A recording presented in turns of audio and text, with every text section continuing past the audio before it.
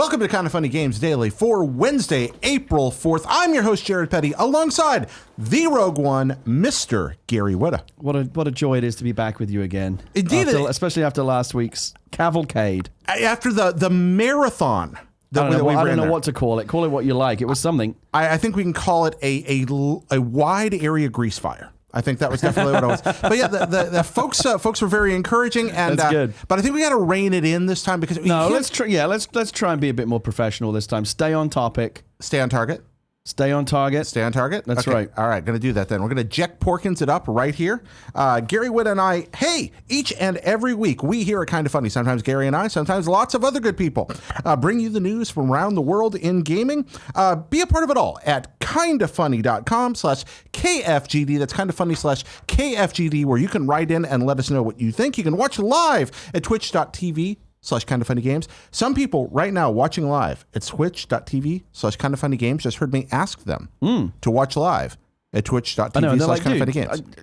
I'm watching. Yeah, what do you want from me? We know. Yeah. But if you're listening later on through the magic of time warps and nonlinear editing, you can, in fact, watch this live. You can, or you can watch later on youtube.com/kindoffunnygames, a good place for you to go. Hop on to kindoffunnygames/you're wrong. That's kindoffunnygames/you're wrong to let us know what we got wrong, what facts we screw up. Not opinions, but facts. That's right. We want to hear about those facts. And you can support the show on patreon.com/kindoffunnygames. And you should to get all kinds of groovy benefits, rewards, and exclusives at all, etc. You can find out more about that at patreon.com/kindoffunnygames. That's not just something we throw in there, folks. Ladies and gentlemen, Patreon helps keep the lights on and the voices going and all this chicanery. That's another good word. Oh, we're back to that again. Continuing with the verbiage. I think maybe we just need to. Maybe you should teach everyone a new word every Wednesday. Word of the day. Yeah, like word of the day. There's any number of places you can get your word of the day. If I think of a good one, I'll slot it in there. Okay, so it's like Whitta's Wednesday words.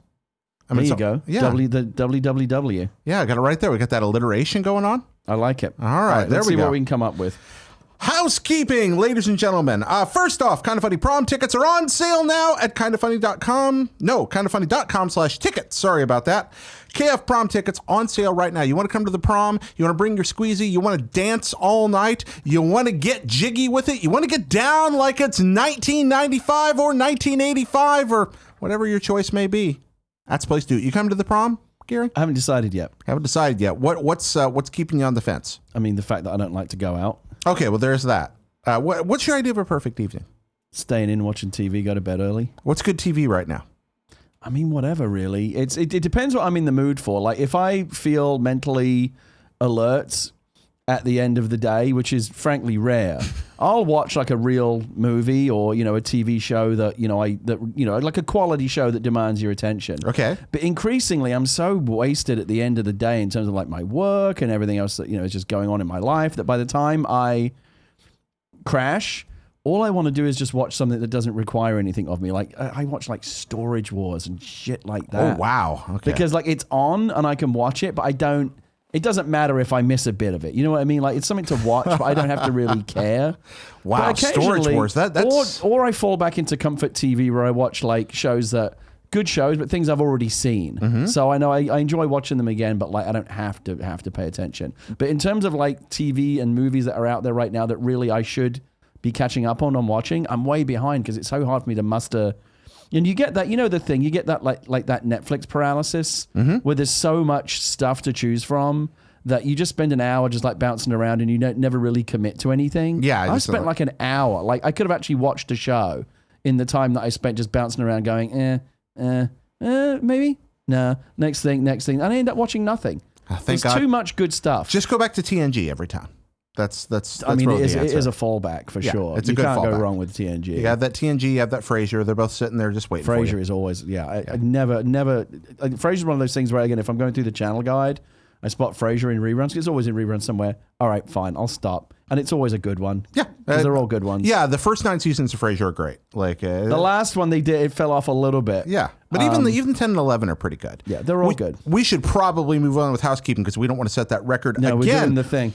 Kind of Funny's first annual PAX East Chicken Wing Ding, BYOW. Bring your own wing. PAX panel, Thursday, April 5th, 7:30 p.m. at the Dragonfly Theater. That's tomorrow, ladies and gentlemen. Oh, you know what? I just realized. What? Today's April 4th. It is. Today is the 22nd anniversary of me arriving in America. No kidding. Yeah. You came over on the Mayflower. I remember the date because originally my flight was April 1st. Okay. And I didn't want to come out on April Fool's Day because I felt like it might set a bad precedent. So I changed it. I'm superstitious about things like that. I changed it to April 4th. Otherwise, I don't think I'd remember the date. That's how I remember it. April 4th, 1996. I got off the plane. No idea what I'm doing. And I don't know, the rest is history. You came here for the fabulous healthcare, right? Oh, yeah. I can't get enough of that healthcare. Okay. Yeah, I just figured that's what it was all about. And all the guns. Yeah, and all the guns. The more guns, the better, frankly. Yeah, you like those guns? I think it'd be brilliant if everyone just had a gun all the time. I think that would probably end badly. No, why? Because surely the good guys would win, right? Because the good guys beat the bad guys with the guns. Isn't that how it works? I don't think that's how shootings work. No? I mean, sometimes it is, but sometimes I've it's been not. told that good guys with guns stop bad guys with guns. Sometimes they do, and sometimes they try and get shot. Okay, so fewer guns? Is that what you're suggesting? Because that sounds crazy. Fewer guns? Next up, What's Good Games Live, Friday, April 6th, 3 p.m. at the Arachnid Theater. That's right, lots of stuff going on for PAX right now. So, yeah, you want to see Andrea Renee? Head over there to What's Good Games Live, Friday. This is happening right now. PAX is like, this is happening right now, right? Yeah, it's all happening. Yeah, I was over at What's Good Games yesterday, and both Brittany and Andrea were flying over today. I think Greg's already out there right now. I love PAX. It's one of the things that when I can't make it, I always feel bad. Like most conventions and other things, I'm like, whatever. PAX, if I'm not there, I feel sad because I know it's a great time. So what are you doing here? Well, I've got to do this. Okay. And B, I just got too much else going on. Like I'm too busy to go and do fun stuff. Fun things. Too busy to enjoy the life you're living. I wish. Maybe, you know what? I'm going to make a real effort. Maybe I'll go to PAX Prime this year. I want to go to PAX Prime this year. Because that's my favorite one. Gary, I have never been to PAX. Oh, you have to fix that. I know. You have to fix that. Let's make a deal that we'll both go to PAX Prime this year. PAX Buddies! PAX Buddies. All right. Excellent. Good. It's going to be the PAX Witta. Maybe we'll do a panel. I'd love that. We could do it. Can we do a panel together? Yeah, why not? Who wouldn't have us? Indeed. Would you have us? Would you guys be up delightful. For that? All right. Who wouldn't I think want we're us in their packs? In their packs. Up in their packs, indeed. Yeah. Wow. The PAX Girata, the PAX Witta. Games Daily Live. Let's do it. I'm very excited Live about on what's happening here. stage. Oh my gosh, it's just getting better and better. We still have to watch Street Fighter on a Tuesday, too. We can do that, too. What's Good Games meet and greet, 5 to 7 p.m. at the Whiskey Priest, Friday, April 6th. So once again, April 6th for What's Good Games, 3 p.m. at the Arachnid Theater, followed by 5 to 7 p.m. at the Whiskey Priest. All kinds of good stuff going on there. Check it out. If you're at PAX, go see our friends. Also, Greg, Tim, and Pixel Brave are headed to Mizzou next week. Meet and greet Wednesday, April 11th at CJ's Hot Wings, 6:30 p.m. That's right. They're headed over to Mizzou at CJ's Hot Wings, 6:30 p.m. And finally, we're sponsored today by patreon.com/kindoffunnygames, but we'll tell you about that later. Sure you will. Gary, what I'm excited about this panel that we're just conceiving that we here just and invented now. live, pure creation, live on air that you just saw there. I think it's a good idea. We'll just do whatever's in the news that day. Like whatever the day of the panel is, we'll just do it like it's a real show. Random panel. Fuck it, let's do the show right here. You know, it's one of those kind of things. We could do that. That'd be amazing. Do it live. We'll do it. Fuck it, we'll do it live. We'll do it Bill O'Reilly style. I'm good with that. Now, let's not do it entirely Bill O'Reilly style. We'll try to not have to settle any $32 million lawsuits or anything, but we will do the game news. Okay. I like that second part. Seems less stressful. It does. And more fun, less stress. More fun for everyone. All right. Really. Ladies and gentlemen, it is time for what is and forever will be the Roper Report. Time for some news. We are already doing better, by the way. We're at the news way quicker than we were last week. Absolutely. We are much quicker. Not even 10 minutes in and we're actually doing the news. I know, and we rambled a little bit today, too. Yeah, but we had some fun. But we're always going to ramble some. It's a little be bit. If you don't Jared. like it, watch Games Daily another day of the week. Oh, or just stay here and watch it anyway. We'll win you over with our charm. Ding. Gary. What's up? 16 divided by 8 +3 items on the Roper Report today. Okay, all right. The math is already giving me a migraine, but okay. 16 divided by 8 plus 3. 2, that's 5. That's 5. Very good. It took me a second. Arithmetic is really not my strong suit. I think you did very well there, that mental math. Well, but that's pretty basic, though, when I thought about it. Yeah, you had the order of operations down. That's the one that throws people that haven't done it in a while sometimes. They forget you got to do the division and the multiplication before you do the addition. You break it down. That's one thing I do remember from school. You break it down into pieces. Right. Yeah. So you got that order of operations down. 5 items on the Roper Report today. Number 1, the story on everyone's mind today, ladies and gentlemen, Spider-Man. So Greg is going to be very excited, right? Because he's been banging on about this forever. Greg is going to be very excited. He's not the only one that's going to be very excited. I have a very special place in my heart for Spider-Man. He does whatever a spider can. He can, in fact, swing from a web. If you take a look overhead, he's coming. Here comes the Spider-Man. Let's hear all about it from the PlayStation blog.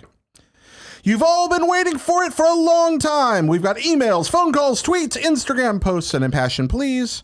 You want to know when Marvel's Spider-Man will finally be in your hands. Everyone here at Insomniac Games is thrilled to announce that Marvel's Spider-Man will launch on Friday, September 7th, 2018, exclusively for the PlayStation 4 system. It's been an incredible experience for us to spend the last few years working on this game. From getting to create our own unique universe and story for our favorite superhero, to working with our talented collaborators at PlayStation and Marvel Games, to developing relationships with the Spider-Man and Farvo fan communities. It's been an amazing journey thus far. Along with the release date, we get to show you the final box art for Marvel's Spider-Man. Insomniac has a history of excellent game covers, from Ratchet & Clank Future: A Crack in Time to the boiled Ollie Moss Resistance 3 cover. Oh, Ollie Moss did a cover for Resistance 3. Apparently he did, yep. And I just tripped over those words because the printer was a little blurred and I thought it said Oily Moss. And I was like, that cannot be right. We went with a pure red background and a striking image of the web slinger. Skipping down a little bit, you'll see this cover adorning the standard edition of Marvel Spider-Man when it's available at retail and digitally for $59.99 MSRP. Skipping down again, the digital deluxe edition of the game, which is $79.99 MSRP, will include a copy of the game as well as new story chapters with our post-launch DLC series, Marvel Spider-Man: The City That Never Sleeps. That's right, we'll be supporting the game post-launch, and you're getting 3 new chapters, each with new missions, new villains and characters, and additional suits for Spider-Man. More details on that a bit later down the road. And I bet you there is a mental, crazy thing that you pay way too much for, like it comes in a big spider web or something that takes up your entire living room, right? Oh, we're getting to that. Legendary Mega Edition. One paragraph down, my friend. It's a long story today. Yeah, there's a lot. There's actually a lot in this, which is why I'm reading so much of it. Buyers who pre-order the digital deluxe edition also receive by mail a limited edition collectible pin only available to residents of the US and Canada, featuring Spider-Man as he appears in the cover art for the game. As you predicted, Gary. Of course, for those collectors out there who want an incredible Spider-Man collectible alongside Marvel Spider-Man, we have just the edition for you. The Collector's Edition, $149.99 MSRP while supplies last. Includes all the digital content for the digital deluxe edition, as well as a steelbook case featuring the iconic White Spider, mini art book from Titan Books, and an awesome Marvel Spider-Man statue by Gentle Giant. It is. There's always like one big monolithic thing that you're supposed to put on your shelf, right? Like a big tchotchke. You got to have this. Do you like the tchotchkes? No, I think these are for single people or for people that have really big houses. Because I don't have the room in my house for these kind of things anymore. I used to. Excuse me. I used to have like the little statuettes and spaceship models and stuff. There's no room for them in my house anymore. Have you thought about replacing your children with statues? Well, that's the thing is it all gets replaced by toys and stuff like that. Yeah, I think that as a grotesque man-child, I suffer through some of the same problems, but instead just having too many plastic inanimate objects in my home. Yeah. I'm not a huge tchotchke guy, but I collect little things that remind me of important moments in my life. Yeah, that's the thing. Like I'm not one of these people. You see like certain people in offices, like their cubicle is just like filled with all these, action figures and toys and little things. I don't know. I've just never really felt the need to surround myself with stuff like that. I'm kind of one of those guys. My cube at my last job was like BB-8 Christmas lights draped over it, and I'm that guy. Yeah, totally. But Pay extra special attention to the statue, and you'll notice something is obviously missing. Ooh, hold on. We haven't revealed the entire statue for Collector's Edition. Just Spider-Man perched on top of something. Ooh. What could that be? It's too spoilery to show you now, but stay tuned. What could he be perched on top of? I don't know. Greg's head. That would be amazing. If it's Greg Miller's head. A life-size bust of Greg Miller. If it's Greg Miller's head, I will pay $150 for this. Yeah, I will buy. First day one purchase. What is Greg Miller's head? And then it's like shirtless Spider-Man. I don't know. What do you think? I feel like the possibilities are endless. That said, no matter where you buy it or which edition you get, you'll have a chance to grab these pre-order items, whether it's a Spidey suit pack featuring Spider-Punk, as well as a couple suits we'll reveal this summer, the Spider-Drone gadget, a PSN avatar, an original PS4 theme designed by renowned comic artist Adi Granov, or just some extra skill points to unlock faster web slinging sooner. Our pre-order bonus is the total package. That was a long news story, but there's a lot in there. It's a long press release, but a lot of info in there. But I mean, it's a big story, right? A lot of people have been, this is a highly anticipated game. Greg has made a massive media narrative out of like what the release date is. Mm-hmm. Hopefully now he is somewhat sated. And 5 months to go, right? Basically, 5 months. September 7th. Yeah, it's really quick. So we're going to get it there to the end. And I feel like this kind of launches that wonderful fall. When does fall begin for you? It's a good question. I mean, there's obviously an official date, right? But I don't know. All I know is I like that part of the year when the days start to get shorter again and it gets a little bit colder. That's my favorite time of the year because it's the run into Halloween and Thanksgiving and Christmas. It's my favorite time of year too. Yeah, so okay, so I'm calling it, ladies and gentlemen. This is the official word from Kinda Funny Games Daily. Autumn 2018 begins September 7th with Spider-Man. When you see the first Spider-Man, slinging his webs, that's how you know fall has fallen. Now, if he looks down and he sees his shadow and he swings back, there may be 2 more months of summer. Yeah, but that's not going to happen because Spider-Man is on the way, and I could not be more excited. I will play this, by the way. I've never really been like a superhero game guy. I love the Lego Marvel superhero games. They're just always a ton of fun. Yep. But like a lot of the other ones that are out there, I've never really had a ton of excitement for them. But Insomniac obviously have a tremendous pedigree, and I feel like this will be a good one. They're the right studio for the right property, and for a superhero that seems to be, despite some missteps in the past, kind of custom made for great video games. I think part of the problem with Spider-Man is that his core mechanic of swinging around on webs is hard to do in a video game and make it feel good like the way you would want it to. Yeah. But, we're at a point now where technologically, and I think in terms of how good we are becoming at game design, that I haven't seen any of the web swinging dynamics or anything in the game yet, but I imagine they'll have a good go at it. I love this for 2 reasons. First, I just love Spider-Man. Yeah, I worship Spider-Man since very small childhood. I love the character. I've grown up with him. I love the book. I love many of the television series and the things that have been done with those. I love some of the movies. Second, I'm getting the Bionic Commando sequel I've always wanted. Right? Because it's the same mechanic, right? Kind of is. And I know Grin did their best, but man, the weird Vulture Men game, that was just not good. The lovely Bionic Commando Rearmed was a lot of fun. Did you ever play that? I mean, wasn't that just like, that was the retro one, right? Yeah, that was the retro-y one. That one was fun, but the 3D one was I played the original Bionic Commando when it came out. Oh, yeah. Well, Capcom, right? It was. Now, did you play the computer version or the NES version? Computer. Okay, so they're vastly different, actually. Yeah. The NES version, in this case, better because it's a different, better design game. Okay. Yeah, well, you have to try it sometime. Yeah, it's like Mega Man on the PC is a totally different game to on the console version. Yep, exactly. Weird. I think you'd love NES Bionic Commando. Okay. All right. But rather than talk about Bionic Commandos, let's go back to Spider-Man from Mad Dog Nick 96. Hello, Jared and Gary. Hello back to you. Happy Widow Wednesday. I, like many, am stoked to hear Spider-Man's release date. I have a small speculative question.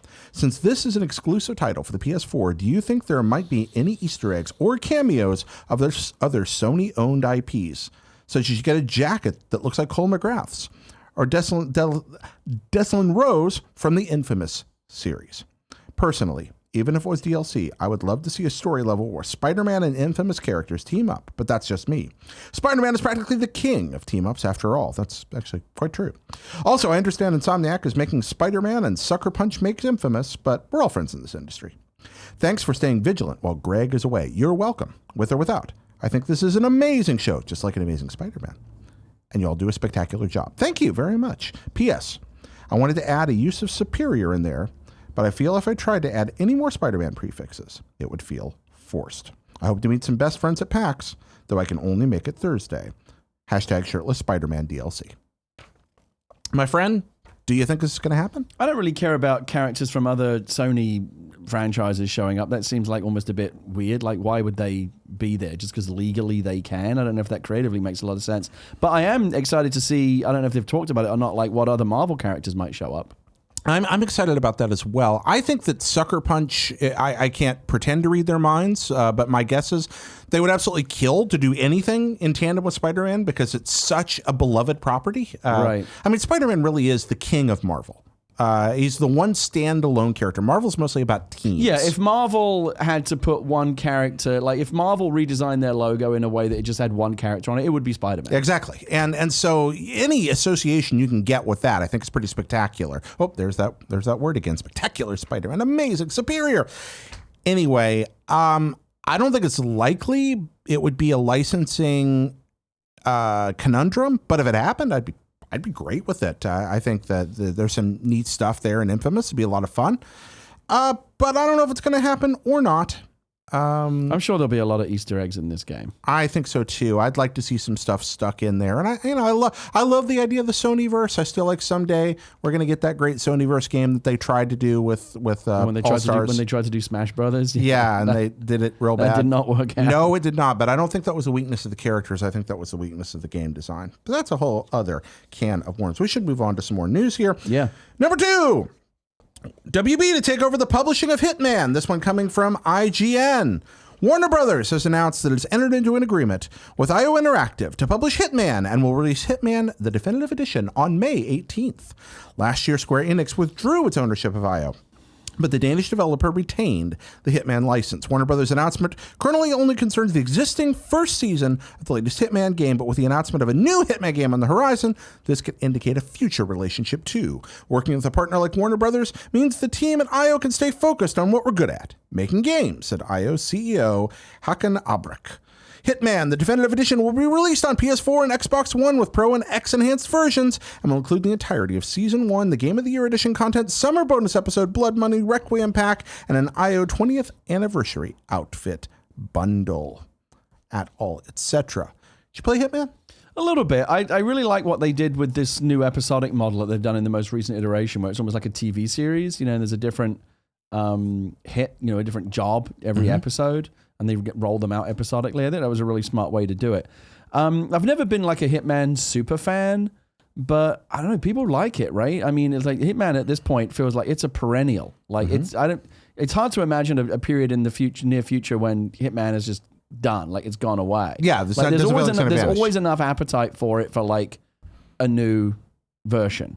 Gary, why did you like the episodic approach? What appealed to you about that? I like episodic gaming because it's bite size. I can play a chunk of it that feels like it has a beginning, middle, and an end in a reasonable amount of time.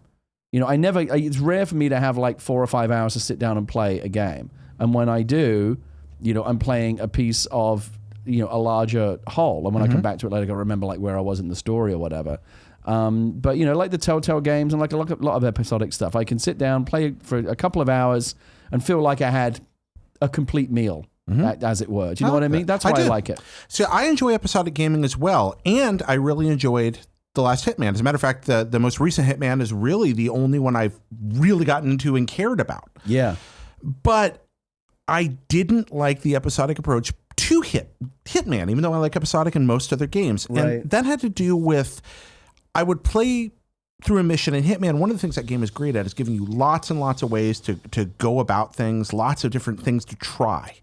But I wanted to play through several stages and then go back and try new things. Right. And getting it episodically, I didn't have that option. I had to play through, stop a little. And for most games, that works great for me. But for some reason, I think I was just so grabbed by the creativity and the openness of it. Because I don't like most stealth games. But this was a stealth game about hiding in plain sight. Yeah. And that was cool. Yeah. Really, really cool. Yeah. That said, I'm really happy to see a definitive edition coming out where now I can just grab it all. Yeah. And it's like the box set, the season, the whole season comes out and you can get the whole thing. Yeah. So I'm not trying to scare people away from the episodic approach on this. I think it's great. Yeah. I'm just glad it helped get the game made. That was good for me. Yes. I think it really reinvigorated. I don't know if they would have continued or been able to continue to make, the Hitman games under the here's the latest very big game in the traditional model. They maybe realized that wasn't working. Let's try something else. The episodic model seems to have really worked for them. So it may have actually saved the Hitman franchise. Well, it's perennial now. It's a perennial. It's an evergreen. Number 3, PUBG will step in on mouse keyboard console players. Also from IGN, PlayerUnknown's Battlegrounds console players that use third-party devices like Zim to play with a keyboard and mouse won't be able to do so forever. When asked whether there were any plans to curb console players' use of keyboard and mouse in the game, PUBG's community coordinator Dan Robodangel tweeted that they'd been gathering in-game information regarding third-party device usage over the past few months. Although usage of these devices is statistically very low, fair gameplay is core to our experience, and we'll be communicating our plan to curb the use of these devices. That's interesting. I didn't know this was a thing. So you obviously can't just plug a keyboard and mouse into Xbox and play PUBG, but there's a dongle you can get that allows it to happen? There's what effectively amounts to a dongle, and it's a sort of a programmable device. I've seen them for 360, and they also exist for Xbox One, that lets you play mouse and keyboard. Now, you still have to play within the parameters of the game. You can't turn as fast as you could on PC in some games. Right, you can't just whip around 360, yeah. And that depends on the game and how the game's set up. Yeah. But it's still... you still would get superior accuracy, I'm sure. Generally speaking, with mouse and keyboard, once you know what you're doing, you get better accuracy. Yeah. So this is it's not a huge thing, but I thought it was an interesting kind of curio of a story. It is an interesting story, and I am glad that they're stamping it out because... again, it's not fair. Right? There's a reason why they haven't made PUBG cross-platform between Xbox and PC, because again, the PC players are just going to have a natural advantage, far greater accuracy than you get on a thumbstick controller. I didn't know about the existence of this. It doesn't surprise me to learn that it exists, because they'll always make something to do this kind of thing. And I applaud them cracking down on it, because one of the things on PC, again, it's the Wild West, right? And you could argue that you've got on PUBG or any kind of game, you might argue that you've got some people have an advantage because they have a superior machine. They're able to render the graphics with greater draw distance or just faster frame rates. That's going to give you an advantage. So we get it. It's the Wild West over there.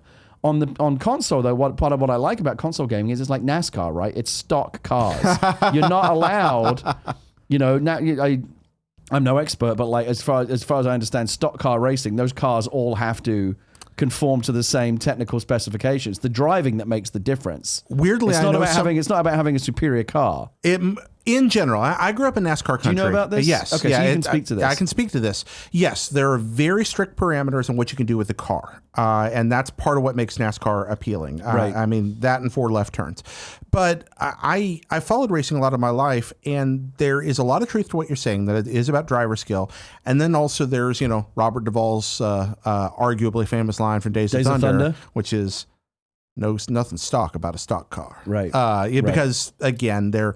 That's the whole point of having these engineering crews and these experts is they can make all kinds of clever little tweaks that are still within the NASCAR parameters, but might actually make a difference. And in the olden days, may not have been so much within the parameters, but that's up for debate. But it's kind of like baseball. There's some round edges. As NASCAR has become a nationalized sport, it really has, I think, narrowed a lot. Yeah. But generally speaking, you're on a level playing field. Right. That's part of the You're idea. not allowed to add aftermarket nitrous to your NASCAR. Definitely not. And nor should you be able to do anything equivalent to that to your Xbox or PlayStation if that gives you an unfair edge. I think especially for a game like PUBG, I actually don't mind if, I like playing with mouse and keyboard. And I don't play very many shooters on console because I don't like using controllers. If it's a console exclusive shooter and I want to sit there and play Halo 5 with a keyboard and a mouse because I think it's fun that way, I might run out and buy them. I've never done it. I'd really have to love the shooter, and I've never loved an Xbox shooter enough to do that. But with a game like PUBG, where you just go play it on PC to keep it level, I'm way more in favor of that. I hear you. Yeah. But yeah, I think real quick one here, number 4. I put this in here, even though this is technically yesterday's news. Okay. And I did it because it's a follow-up to something we talked about on Games Daily a few weeks ago. Chrono Trigger may get fixed. This story from Polygon. Chrono Trigger's surprise release on Steam in February was great news for fans of the classic role-playing game right up to the point that they saw what Square Enix had actually released. The Windows PC version of Chrono Trigger wasn't a faithful recreation of the SNES original, but a poorly received port of one of the company's Is that how you releases. always say? You say SNES? No, I'm one of those terrible people that says SNES and SNES. I'm one of those terrible people that says GIF and GIF. Oh, so you go back and forth. Go back and forth. Oh, okay. You're not consistent. No. Interesting. I'm mercurial. I actually, on certain things, I'm pretty consistent, but sometimes I say SNES and sometimes I say Super NES. Ah, okay. So sometimes you go to Super NES. Yeah. There's a number of ways to go. There are a lot of different. What's your favorite, you think, when it comes down to it at your core? I think I mostly say SNES because it's just the most parsimonious. Ooh. Man, I love this. We got to get this vocabulary thing down. Fans complained that the game's graphics and UI were ugly and carelessly brought over from the Android iOS Chrono Trigger. Modders stepped in to fix the game themselves in an attempt to restore the game. Now, Square Enix says it will address Chrono Trigger's PC port in-house with a trio of patches. Quote, "We have been working on addressing the issues that you've raised and will be releasing a number of patches over the coming months as we continue to support Chrono Trigger on Steam." Was this the one that they got in trouble because it was basically just like they had to put the mobile port on PC? Was that the same story? What they've done is they made a new version of there had been a mobile port. Yeah. They made a new version of the mobile port and a PC version that came out the same day. Right. And those versions were obviously the same repurposed yeah, because the new PC version even had like some of the touch control schemes. So they made a new mobile version, but they made the PC version in tandem and had literally just as lazily as possible. Yeah, I was gonna say it felt lazy. Yeah, it was. And there were some graphical inconsistencies. The interface was ugly as sin. And Chrono Trigger, beyond its marvelous mechanical design, is a game that exists at least 20% on charm. And they for sure. And they kind of just gutted that. Yeah. And, But so Square Enix said that in an update posted on Steam. Chrono Trigger's first patch is expected in the first half of April. That patch will include the option to switch between Chrono Trigger's existing graphics and the original graphical style of Chrono Trigger. Okay. Yeah, we'll post a full list of changes here when the first patch is released. For now, be assured they're working very hard on adjusting, updating, and supporting Chrono Trigger on Steam. Square Enix. So these could be the patches that restore Chrono Trigger to glory. Yeah, I think that's great. I can't believe it's happening. Can you? I love it. I complain more. I don't usually like to look at the video game community and say complain more. The squeaky wheel gets the grease, Jared. Yeah, we griped and it changed. So go everybody. Well done. Complain more. Complain more. That's what the internet needs is more people complaining. But yeah, I'm thrilled about that. So I mostly put this in here because it's a follow-up to something we covered earlier and also because I care a lot about it. That's good. I love it. I mean, Chrono Trigger, serious business. Yoo-hoo! And number 5, from our friends at IGN, Far Cry 5, the second biggest launch in Ubisoft history. Far Cry 5 is at a major sales milestone, becoming the fastest selling game in the franchise's history, as detailed by Ubisoft. The latest entry in the series has more than doubled Far Cry 4's first week sales. Wow. With digital distribution accounting for more than half of those sales. Far Cry 5 is also now the second biggest launch ever for an Ubisoft title. It trails only behind Tom Clancy's The Division, with $310 million USD in consumer spending. I'm surprised when I saw the headline here, second biggest, I instantly went to, okay, what's the first? And my mind went to, I would have thought it must have been an Assassin's Creed title. But it's actually The Division. Which I'm excited to hear about because, as you know, I'm a big fan of The Division. I'm glad to hear it was successful enough that we're getting a sequel. The sequel is Tom Clancy's Subtraction, right? Oh, yeah, that's right. And then you did... Well, no, it'd be multiplication. It'd be Tom Clancy's The Multiplication. So, yeah. And the trilogy ends in Tom Clancy's The Square Root. Tom Clancy's Quadratic Equations. Now, if you go out and you buy The Division with all the DLC, is it Tom Clancy's Long Division? Oh, that is good. Thank you. That is good. Thank you very much. I appreciate that. Additionally, players have streamed more than 55,000 hours of Far Cry 5 on Twitch. My goodness. Yeah, it's very popular with the streamers right now. And YouTube videos featuring the game have garnered over 117 million views. Both are records for an Ubisoft game in the first week. Far Cry series, stronger than ever. Yeah, you playing it? I downloaded it over the weekend, and I need to, again, as always, need to find the time to sit down and play it. But I've been watching some of the streams. Everyone tells me like the gunplay and the combat is great, and I haven't played a really fun shooter in a little while, so I'm going to give it a go. It's pretty good. It's sure as Far Cry, and it's pretty good. I like it. It's one of the things I like about Ubisoft with their franchises, with Assassin's Creed and Far Cry, is they can kind of be whatever they want them to be. Like Assassin's Creed, it always comes back to that central gimmick of kind of traveling back through time and being in different periods in history. But there's any number of fascinating places in time and space where they can go and continue to iterate forever. Far Cry, like as I understand, there's no unifying mythology. It's just like, let's go over here. Yeah, here's a mean despot in some weird place. Yeah, let's do this. They can go wherever they want with it. Again, I love Ubi's zaniness. I'm glad we have them. They are the wacky 888 studio that this world needs. It's like I said to you the other day, EA and Activision would never do this stuff. So I'm very glad that Ubisoft is out there doing it. Far Cry's really strange and don't wonderful. We always, like E3, don't we always look forward to the Ubisoft press conference? A, because we know there's a good chance it's going to be a train wreck. Yeah. But also because their stuff is just a bit more, here's a new Call of Duty, here's a new Medal of Honor, here's a new FIFA. Yeah, okay, of course. Yes. Show me something I've never heard of. Show me something that genuinely surprises me. You have to go to Ubisoft to get that stuff. Aisha Tyler is going to have something fantastic to show us. She always has we're going to be something boggled by. Yeah. They're giving us Beyond Good and Evil too. That's good by me. Before we move on to the next segment, Gary, you have a story that you weren't here from the morning show, but you were showing me something on your phone a moment ago.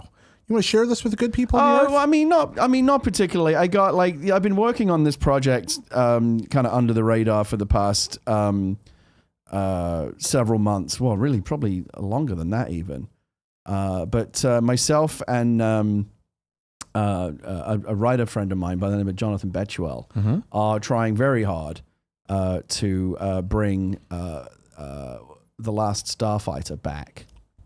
And we've been working on it for a while. John is actually the creator of The Last Starfighter. He wrote the original film back in the early 80s.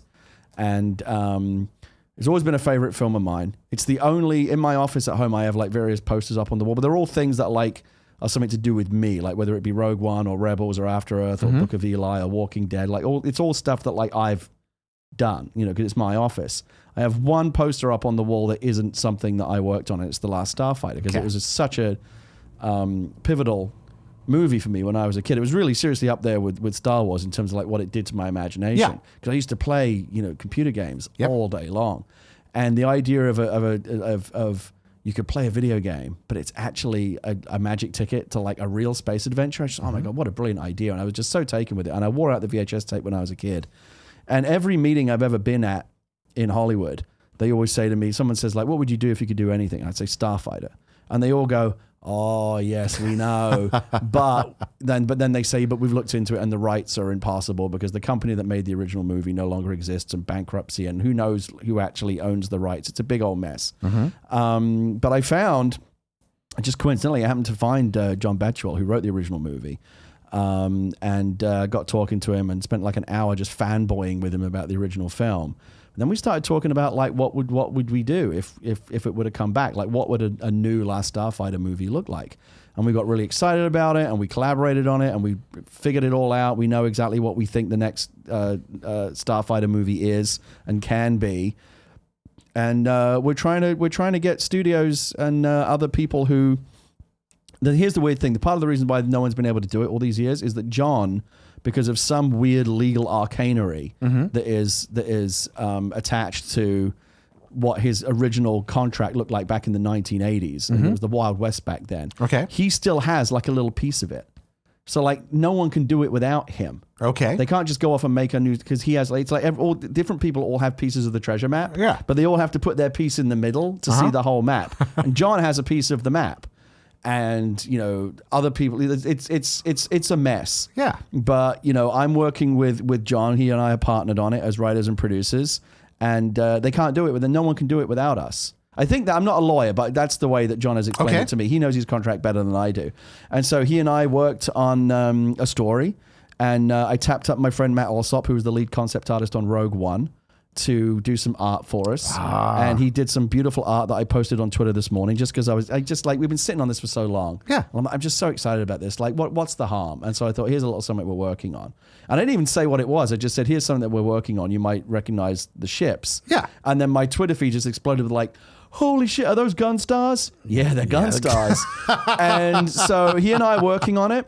You know, again, the rights situation is not simple. Well, let me ask you this. We are working very, very hard to try and figure it all out and make it a real thing. How can the legions of best friends out there make this happen? What can they do? Is there any way to leverage their goodwill to make this a reality? I'm not sure. I'm not sure. I don't, because we're still figuring out like who exactly we even need to convince. All right. Like we've had conversations with Universal, and we've had conversations with other people. I don't want to get too deep into the minutia of it.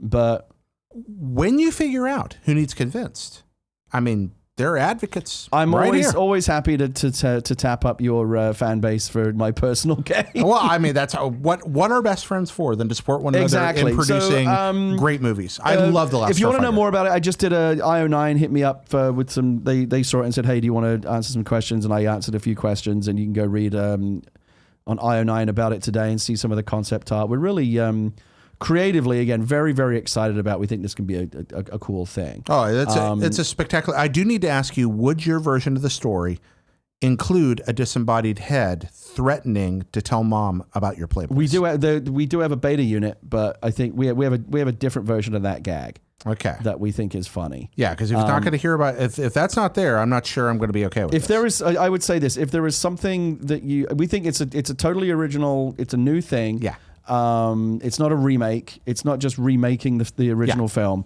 But if there is something about The Last Starfighter that you loved, it's probably in this one as well. Lovely.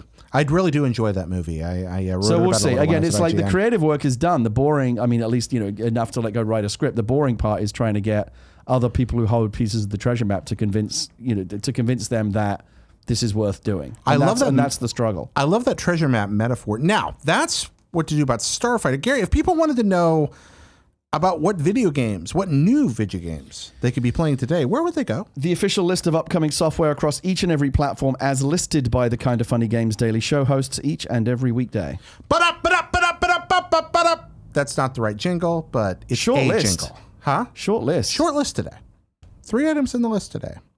Danganronpa for PS4 and Xbox One, Metropolis Lux Obscura for PS4, PS Vita, and Switch, and Trickshot 2, now available. Okay, I got to ask about this next one because the title's very intriguing. What is this? So we have a new date here, Russian Subway Dogs, coming to Steam and PS4, 2018. Now, is this like a Reservoir Dogs thing, or is this actually about dogs that live in a Russian subway? This is about dogs that live in a Russian subway. I watched a trailer for this today. You've seen a trailer? Yeah. Okay. It's cute little animated dogs wandering around Russian subway stations, battling babushkas, little old Russian ladies, right, and breathing fire and juggling vodka and doing very strange things. I have no idea what this game is. I don't need to know anymore. I'm in. Okay, so take my money. 2018 Russian Subway Dogs coming to Steam and PS4. We don't have anything beyond a year. I love it. Russian Subway Dogs. Now it's time for Reader Mail, which is sponsored by patreon.com/kindafunnygames. Did you know that $1 at patreon.com/kindafunnygames gets you early access to the PlayStation VR show? Early access to party mode, including the upcoming one where Nick and Greg make Andy very angry. Very Andy. That sounds like premium content. Yeah, very angry Andy sounds like a children's book I want to read. Someone please create a cover for Very Angry Andy and put it on Twitter. I would love to see it if you don't mind. Tag me when you do that if you're willing. I would do it myself, but I lack artistic talent. The ability to watch the Kinda Funny Gamescast live as the boys record it, along with pre and post show. And those pre and post shows are fun. You ever been in on one of those? I've not been in them, but I've seen them. Oh, they're delightful. The pre and post show, that's one of my favorite things we do here. And access to the monthly Patreon exclusive show, Ask Kinda Funny Gamescast Anything. All right. Yeah, you hop in. You get that for just for $1? For $1. And if you give a few more bucks, you get the shows early, you get fan mail, you get to be a producer on the show. Every cent you give makes Kinda Funny run. So please consider chipping in if you dig the stuff we're doing. Ladies and gentlemen, it is always a privilege to bring you entertainment every day. And the fact that you choose to support us on Patreon is what allows us to keep doing it. It's a very pragmatic plea. We'd like to keep doing this. And when you choose to be a part of that financially, when you have the ability, we get to keep doing it. So thank you, all of you who have invested so much already. And for those of you that haven't yet and think you might be able to, it really matters a lot. Couldn't agree more. My thought on the matter. Reader mail from Radister. Hello, the Reverend Jared Petty and Gary Witta, the Rogue Or the One. Rouge one, as he's got it here. Oh, he's got the Rouge one. Very common misspelling. The Rouge one? I get Rouge a lot. Okay. It just happens. So you're the red one. Because autocorrect won't catch it. Oh, that makes sense. Okay, so you're the Rouge one. I like that. I'm the Rouge one. You're the red one. Okay, that's well, that would make it. Wow, wait a minute. That's very confusing. Because if you're watching in French, then it'd be like Rouge Un, and that would be Red One from Star Wars. I don't know if there ever was a red one. I believe red one is technically red leader. Yeah, red leader would be red one, Yeah, right? Okay, yeah. So, yeah, they don't say it. You're right. We're okay. Yeah, all right, I you're was good. a little worried You're the good. universe was You're going to good. collapse because they just say red leader. With Spider-Man launching on PS4 in September, it started to seem a bit crowded. Now Dragon Quest XI, Spider-Man, and Shadow of the Tomb Raider are all coming out within a 10-day period in September. And if you count the end of August, Yakuza Kiwami 2. I know everyone is trying to get in front of Red Dead Redemption 2, but what do you think of more games packed into September? Also, do you think this year we're looking at a full pack September and an empty November, currently when no one is announced to come out after the mighty Red Dead? Thanks for the great show. I mean, Red Dead in particular, I mean, is just an absolute blast zone that if you have another game, any other game, you just need to stay away. Yeah. It's like, when they Disney announces the release date of like a new Marvel movie or a Star Wars movie, like you see all the other movies that were placed around it, they just scurry away. They scurry. Yeah. Because they know that it's going to destroy their business. Yeah, this it really is just an enormous grizzly bear walking into the middle of the forest. Who's going to have, once Red Dead comes out, who's going to even be looking at what's coming out for a good couple of weeks at least? Yeah, so it is one of those really weird, genuine megaton events. And I think that what a lot of people are looking at is going, well, we could come out in a crowded September, or we could come out next to Red Dead, and of those two, which is more likely to let our game sell? Whoever would have thought that one of the biggest gaming franchises, like you said, megaton event, would be a Western? I did. You did? I did, but that's a story for another day, definitely. Okay. But yeah, that's I didn't know that it would become as big as GTA, but when I first saw Red Dead revealed, I was like, oh, they've nailed it. This is the next big thing from Rockstar. Right. And will probably become a cornerstone, which I think it's very apparent It very much has. Because it's perfect. It's perfect for the kind of game they make. I sat in on an IGN podcast recently where the object of it was to figure out the best games of the Xbox 360 generation. Mm-hmm. And I can't remember, I believe it ended up at number one, but like I was all in on like, look, if this is not, if it's not Red Dead, I don't even know why we're having this conversation. I felt very, very strongly that it was the best game of that generation. Yeah, it's just perfect for what they do. And it was perfect. It was just the right time. Rockstar was able to execute the same kind of game they've made before, but with a complete tonal shift that allowed them to move into and really largely define what the tone of storytelling in video games would feel like for the next generation. It was a perfect game at the perfect time. They set the tone for everyone else out there for sure. Yeah. So, so my answer is, it's getting crowded in September. Yeah, it's probably, there's going to be some cannibalization. I think Dragon Quest XI, Enix understands that that's going to be a small audience here in the States, most likely. I don't think they're expecting too much out of that. They're going to temper those expectations. I think Sony knows that exclusivity of Spider-Man is going to give it a lot of legs. I think Tomb Raider may end up the AAA odd man out in this. I think it'll do fine, but next to Spider-Man, it's going to be harder, and Dragon Quest is no threat to either of those games because it exists in a separate space. Your thoughts? I agree that this kind of crowding is no good. Again, most people have very limited funds. They can't they can't afford neither the expense nor the time to play all these games. I think some of them, like a lot of people, like for example, I might say like Shadow of the Tomb Raider, sure I want to play it, but like I'll just get it down the road when it's on sale or something and when I've got time to play it. Like these games aren't going anywhere. Yeah.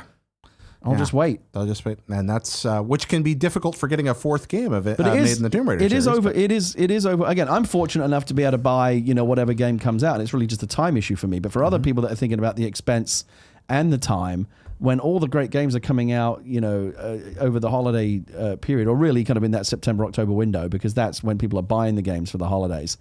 I can totally understand how you'd be completely overwhelmed. Like, you really want to play everything, but you just can't do it. You got to wait. What's the last game you bought? Mm-hmm. Horizon Zero Dawn.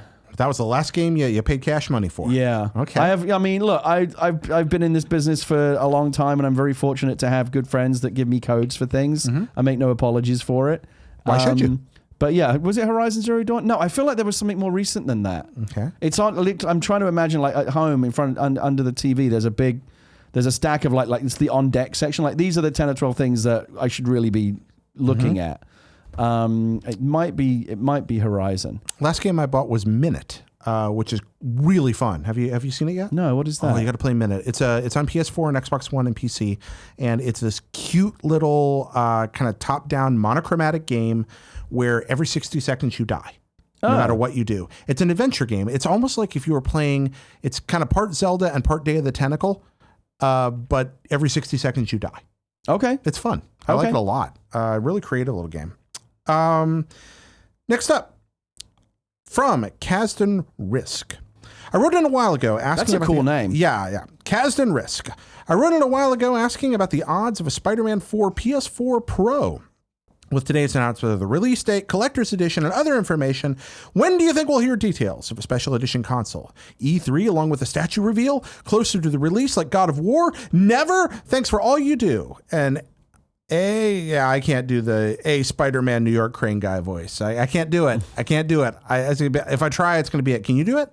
No, I don't even know what that's. But what is that supposed like to be? Hey, Spider-Man! But I can't do it right. Is he just like kind of waving as Spider-Man swings hey, by? Spider-Man! But what is that from? That one? Oh, which one is? Is that from a particular iteration of Spider-Man? Yeah, which one is it? I can hear him in my head, but I can't do it right. Spider-Man PS4 Pro. Oh, I mean, it seems pretty obvious they'll do one, right? PS4 exclusive, major recognizable franchise character. I feel like someone's asleep at the switch if they don't do that. Yeah, I think that for a brand that is physically associated with the Spider-Man font. You remember the PS3 had that the original. Yeah. The original PS3 had the same typeface as the Sam Raimi Spider-Man movies. Yeah, remember that? It was kind of weird. It's like, whoa. They came off of that pretty quickly. Yeah, but there for a while you had that that font there.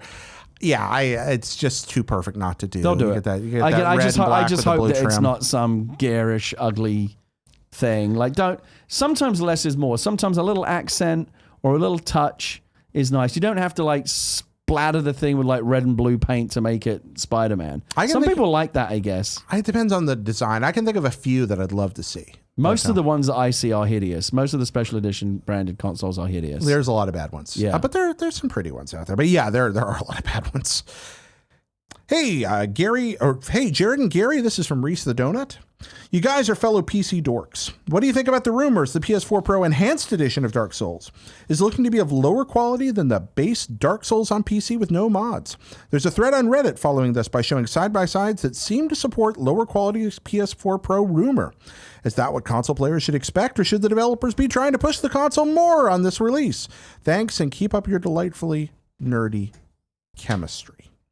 If it's true, not surprised. PC version of game is superior to console game. Shocker.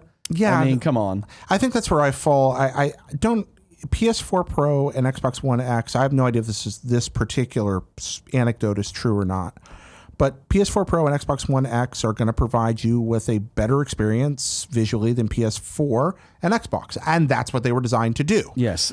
I think it's an unfair comparison to compare it to PCs, because PCs are more expensive, they're more hassle. It's a totally different thing. Yeah, if I could go out and buy a graphics card for a PC right now that would cost me 3 times what a PS4 Pro would cost by itself. I don't know if you can even buy a graphics card at all right now with all the Bitcoin cryptocurrency miners snaffing them all up. Yeah, so think about that. Like, one component inside your PS4 Pro is a graphics card. One PC graphics card might cost you 3 times as much as that entire console. Yeah. That's not... Yeah. It's not... No, you're not going to keep up with PC. And I think that people are generally speaking already trying to code as efficiently as they can. It's like saying, hey, within a Jared time and Gary, limit. what do you think about the fact that the new kind of Toyota Yaris isn't as good as a Lamborghini? Well, guess what? It ain't ever going to be. And that's no particular criticism of the consoles. I love playing games on consoles. But no, I think it's unrealistic to expect them to be anywhere near keeping up with what's possible on PC. PCs are just better, inherently more powerful. Yes. And yes. hence more expensive. Yes. And more hassle. And more hassle. Yeah. And full of hackers and bugs and hardware conflicts and crashes and all kinds of other things that aren't, and they're not particularly living room friendly a lot of the time. Mm-hmm. There's a lot of downsides to PCs, but it can come like if all you care about is the absolute best looking, most bells and whistles version of the game possible, it's always going to be on PC. Yeah, I think that's almost always going to be true. I agree with you. Michael asked about PS5 rumors.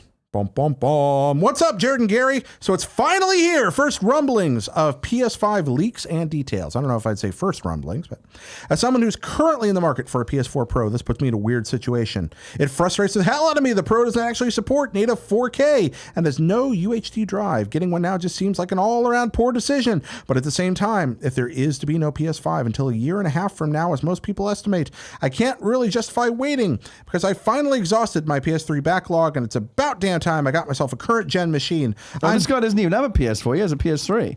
Yeah, he's got a PS3. Okay. I'm dying to play Nier Automata, Yakuza 0, Spider-Man, Red Dead 2 as soon as they come out. And Persona 5.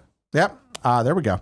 I'm also committing to 4K because those TVs are totally affordable. It's true. Now. You go to Target or whatever now, and it's just all 4K TV. That's just That's just it's hard to not buy a 4K TV. It's become the de facto standard. Yeah. It really has. Yeah. It happened very quickly. That's kind of like HD. Like it was around for years, and then suddenly, boom! One day, everybody had it. The HD switch from standard definition to the 720 1080p TVs felt to me like it took a little bit longer to bed in. The 4K thing seemed to happen like there was a brief period there where they're like, oh yeah, the 4K TVs, those are for the crazy people that are willing to spend insane money. Mm-hmm. Next thing you know, I'm walking into Target and there's one right there, like a 4K TV for like $500. Maybe they just conditioned us to go out and buy them. I don't know. That's what they're good at. Must upgrade. What do you think the odds are of PS5 actually being closer than most people expect? Say late this year, early 2019-ish, it could be positioned as an incremental upgrade over PS4, capable of running all PS4 games, also getting PS5 games in parallel, with currently no exclusives going cross-platform. Do you think there's any chance Sony will talk about PS5 at E3? All this may just be wishful thinking on my part, though. I ain't got no MBA. Thanks. Keep up the good work. Gary? Who knows? Who knows? It'll happen when it happens. Rumors and speculation drive internet clicks. I get it. It's interesting, I guess, in the sense that, the console generations have been getting longer. Mm-hmm. 360 was around for a long time. PlayStation 3 was around and 2 was around, both around for a long time. So we're not doing the upcycles as quickly as we used to be. And now, as we've said before, the Pro and the X have confused everything because it's created this entirely new paradigm where, was that the upgrade? Is this now the 1X and the 4 Pro? Is that going to be a whole generation lifetime, or did it add just like 50%? Is it like a half upgrade? Mm-hmm. Yeah. Who knows? Again, who knows? They will tell us when they're ready. Yeah. It's fun to speculate, but no one has a clue. Yeah, Sony knows. Speculation's fun. I tend to agree with this. I would not try to predict this. If the rumors that dev kits or pre-dev kits are going out early 2018, that some people seem to think is happening are true, then even then, I don't see. I was just pulling this out of my rear here, but if you're just getting your first hand on the thing in 2018, then holiday 2020 is probably the soonest you could have games ready, the absolute soonest, and I just don't see it happening next year. I mean, it doesn't make a lot of sense for Sony to make the first move here necessarily. They got. The Xbox One X hopped out after the PS4 Pro. They're making plenty of money. Red Dead's going to come out and sell a gajillion consoles again. I'd say that nobody knows, and it's most likely based on what little rumor is out there. I don't think you hear a thing about it at E3. I don't think you see this thing until 2020 at the absolute earliest. Sony's history would indicate that that would be a holiday launch, so that's 2 years away almost. Nobody knows, and like I said, honestly, I don't care. Yeah. Look, there are whole internet sites and YouTube channels that make their entire business out of speculating about this stuff. They haven't got a clue what they're talking about. Nobody really knows. And guess what? Games today are pretty awesome. Enjoy what you've got instead of constantly worrying about what. Because I guarantee you, as soon as the PlayStation 5 shows up, you're going to start thinking about the PlayStation 6. I like the hype train. I like being excited for it. But I do think that you may be missing out on some really good games. I understand that limited budgets are important and you want to make a wise purchasing decision. But, I mean, if you're going to... I don't see a lot of reason to wait unless you don't think you're going to have the $400 in pocket a couple of years from now. I think it'd be fine. I'll tell you what I am looking forward to, PlayStation 9. Do you remember that? I do remember PlayStation 9. Remember the PlayStation 9? It was like that gold, it was like that crystal sphere. Yeah. That God knows what it did, but like it somehow like beamed the games into your brain or something. It had blast processing. Yeah, it was very well, you got to have that, right? Yeah, you got to have that. I had the blast processing.